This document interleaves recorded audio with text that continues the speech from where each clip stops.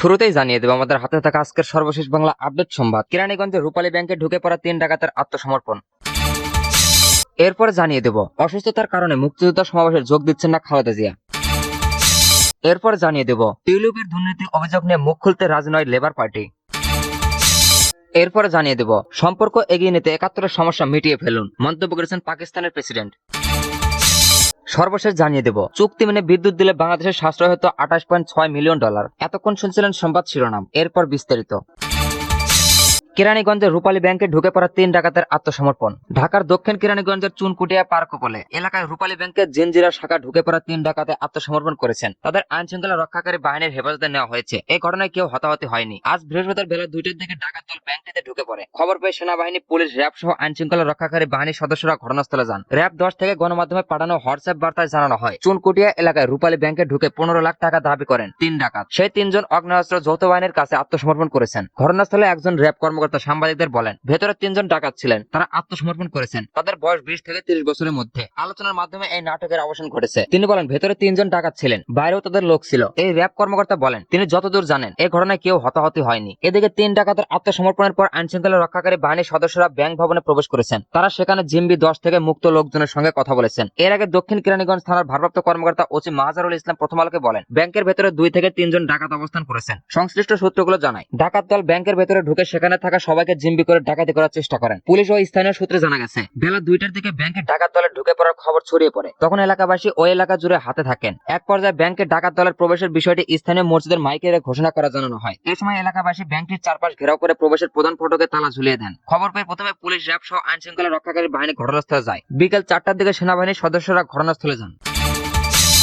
অসুস্থতার কারণে মুক্তিযোদ্ধা সমাবেশে যোগ দিচ্ছেন না খালেদা জিয়া। বিএনপির চেয়ারপারসন খালেদা জিয়া অসুস্থতার কারণে জাতীয়বাদী মুক্তিযোদ্ধা দলের সমাবেশে যোগ দিতে পারছেন না। এমন প্রেক্ষাপটে মুক্তিযোদ্ধা দলের 21 ডিসেম্বর ওই সমাবেশে স্থগিত করা হয়েছে। আজ বৃহস্পতিবার গুলশানে বিএনপির চেয়ারপারসনের কার্যালয়ে এক সংবাদ সম্মেলনে দলটির মহাসচিব মির্জা ফখরুল ইসলাম আলমগীর এ তথ্য জানান। মির্জা ফখরুল বলেন, সাবেক প্রধানমন্ত্রী খালেদা জিয়া গত পরশু রাত থেকে অসুস্থ। চিকিৎসকদের পরামর্শে তার সমাবেশে অংশ নেওয়া বাতিল করা হয়েছে। খালেদা জিয়ার 21 ডিসেম্বর ঢাকায় মুক্তিযোদ্ধা সমাবেশে প্রধান অতিথি হিসেবে উপস্থিত থাকার কথা ছিল। তিনি সর্বশেষ 2017 সালের 12 নভেম্বর ঢাকায় উদ্যানে দলের এক সমাবেশে ভাষণ দিয়েছিলেন। তাকে গ্রেপ্তার করা হয়েছিল 2018 সালের 8 ফেব্রুয়ারি। ঢাকায় মুক্তিযোদ্ধা সমাবেশের মাধ্যমে দীর্ঘ 7 বছর পর খালেদা জিয়ার মুক্ত পরিবেশের জনসমক্ষে বা রাজনৈতিক কর্মসূচিতে আসার কথা ছিল। এখন তার অসুস্থতার কারণে সেই সমাবেশে স্থগিত করা হলো। জাতীয়তাবাদী মুক্তিযোদ্ধা দলের সভাপতি ইশতিয়াক আজিজ উলফাত আজ প্রথম আলোকে বলেন, তাদের দলের নেত্রী খালেদা জিয়া সুস্থ হওয়ার পর তারা মুক্তিযোদ্ধা সমাবেশ করবেন। তিনি উল্লেখ করেন, মুক্তিযোদ্ধা সমাবেশের মাধ্যমে খালেদা জিয়া জনসমক্ষে বা রাজনৈতিক কর্মসূচিতে আসবেন।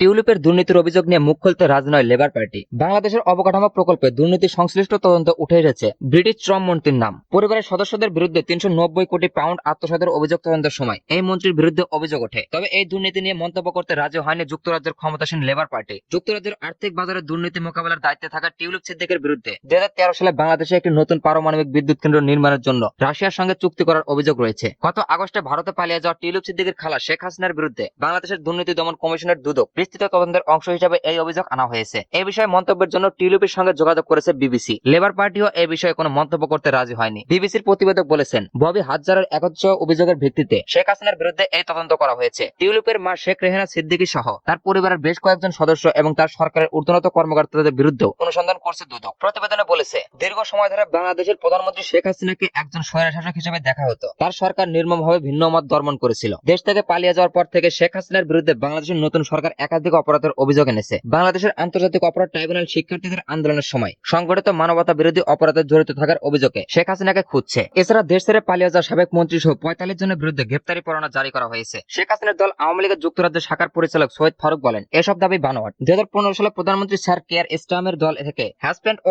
হাইগ্রেড আসনে এমপি নির্বাচিত হন সিদ্দিক। বিবিসির হাতে আসা আদালতের নথিতে দেখা যায়, ববি হাজ্জাজ টিউলিপ সিদ্দিকের বিরুদ্ধে রূপপুর বিদ্যুৎ কেন্দ্র নির্মাণের জন্য রাশিয়া সরকারের সঙ্গে বাংলাদেশি কর্মকর্তাদের মধ্যস্থতা ও সমন্বয়ের অভিযোগ আনেন। নথি অনুসারে অনিয়মে 30% অর্থ ব্যাংক এবং বিদেশি সংস্থাগুলোর একটি জটিল নেটওয়ার্কের মাধ্যমে টিউলিপ এবং তার পরিবারের অন্যান্য সদস্যদের মধ্যে বিতরণ করা হয়েছিল বলে অভিযোগ রয়েছে। সব মিলে ববি হাজ্জাজের অভিযোগ, হাসিনার পরিবার ও মন্ত্রী এই প্রকল্প থেকে 390 কোটি পাউন্ড পাচার করেছেন। 2013 সালে ফুটেজ দেখা গেছে, ক্রেমলিন শেখ হাসিনা ও রুশ প্রেসিডেন্ট ভ্লাদিমির পুতিন মধ্যে স্বাক্ষরিত চুক্তিতে টিউলিপ সিদ্দিকী উপস্থিত ছিলেন।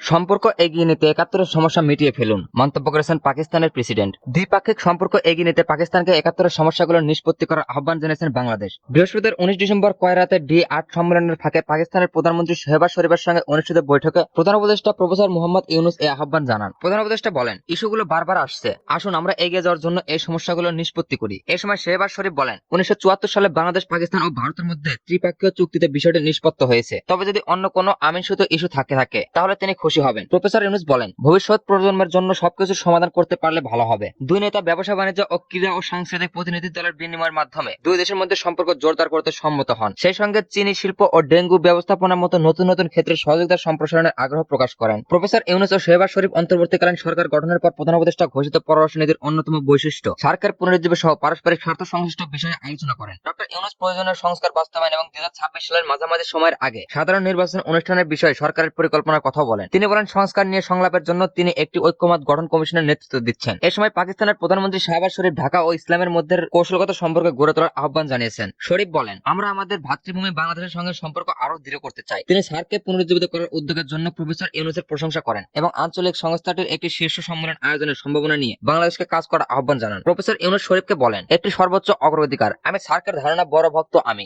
বিষয়টি নিয়ে বারবার কথা বলি। আমি সার্ক নেতাদের একটি শীর্ষ সম্মেলন চাই, এমনকি যদি তা শুধুমাত্র ফটো সেশনের জন্য হয়, কারণ এটি একটি শক্তিশালী বার্তা বহন করবে।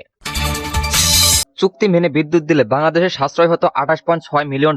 বাংলাদেশের অন্তর্বর্তী সরকারের অভিযোগ, ভারত সরকারের কাছ থেকে পাওয়া করা ছাড় সুবিধার কথা গোপন রেখে দেশটির বিদ্যুৎ সরবরাহকারী কোম্পানি আদানি পাওয়ার চুক্তি লঙ্ঘন করেছে। খবর রয়টার্সের। পিডিবি কর্মকর্তাদের বরাত দিয়ে রয়টার্স জানিয়েছেন, আদানির করা সুবিধা পাওয়ার বিষয়টি দ্রুত সময়ের মধ্যে বাংলাদেশকে জানানোর কথা থাকলেও তা করেনি। কোম্পানিটিতে ভারতের যে কার ছাড় পেয়েছে সেই অনুযায়ী বিদ্যুতের দাম ধার হলো বাংলাদেশের $২৮.৬ মিলিয়ন সাশ্রয় হওয়ার কথা। এ নিয়ে বাংলাদেশের বিদ্যুৎ উপদেষ্টা ফাইজুল কবির খান বলেন, এই সাশ্রয়ের বিষয়টি ভবিষ্যৎ আদানি পাওয়ার সঙ্গে আলোচনার মূল বিষয়বস্তু হবে। ধনকুবের গৌতম আদানির এই কোম্পানি ভারতের পূর্বাঞ্চল ঝাড়খণ্ডের ক্রয় ব্যক্তির কেন থেকে বিদ্যুৎ সরবরাহের জন্য ২০১৭ সালের বাংলাদেশের সঙ্গে একটি চুক্তি স্বাক্ষর করে। রয়টার্স জানিয়েছে, তারা বাংলাদেশ বিদ্যুৎ উন্নয়ন বোর্ডের পিডিবি নথিপত্র এবং দুপক্ষের চিঠি চালাচালি এবং পিডিবির ৬ কর্মকর্তা সাক্ষাৎ প্রচার ছিল। সংবাদ সংস্থাটি জানায়, কোন ধরনের দরপত্র প্রক্রিয়া ছাড়াই তৎকালীন প্রধানমন্ত্রী শেখ হাসিনা যে চুক্তি করেছিলেন তার রয় কয়লা বিদ্যুতের অন্যান্য চুক্তির তুলনায় অনেক বেশি। ওই চুক্তি নিয়ে পুনরায় আলোচনার বিষয়ে এখন আশাবাদী বাংলাদেশ। বিদ্যুৎ উপদেষ্টা মোহাম্মদ ফাইজুল কবির খান রয়টার্সকে বলেন, আদানি সরবরাহ ছাড়াই বাংলাদেশের এখন যথেষ্ট উৎপাদন সক্ষমতা রয়েছে, যদিও সব দেশের বিদ্যুৎ কেন্দ্র চালু নেই। ছাত্র জনতার তুমুল আন্দোলনের মুখে গত ৫ আগস্ট শেখ হাসিনা ক্ষমতাচ্যুত হন। তার বিরুদ্ধে গণতন্ত্রের কঠোরত্ব এবং অর্থনৈতিক অবস্থা পূর্ণের অভিযোগ উঠেছে।